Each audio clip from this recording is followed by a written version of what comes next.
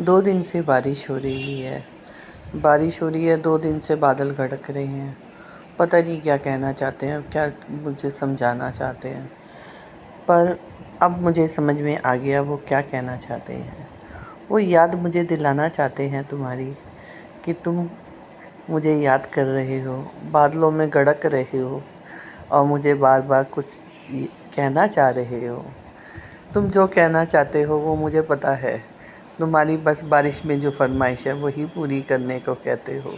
नहीं करूँगी, नहीं करूँगी, लेकिन वो याद किया है।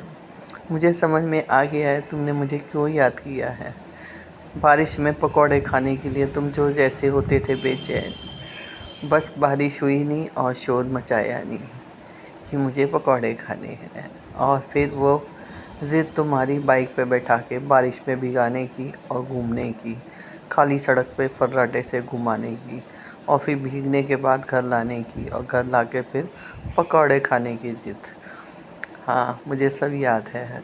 अब मुझे समझ में आ गया कि तुम वही याद कराने आए थे मुझे। बादल मुझे बार बार यही कह रहे थे। हाँ, अब ये भी तो याद रखो कि पकौड़े की तुम मुझे फ़ोन करते थे, तैयारी करके देते थे तो मैं पकौड़े बनाती थी। अब कैसे पकौड़े बनाऊँ अकेले, तुम ही बताओ। मैं नहीं बना सकती अकेले, ना मैं खाऊंगी, क्योंकि मेरा वेट बहुत पुट ऑन हो जाएगा। फिर मेरा ध्यान कौन रखेगा। तुम तो मेरे से दूर हो, इसलिए मैं वो कोई काम नहीं करती जिससे कि आप परेशान हो।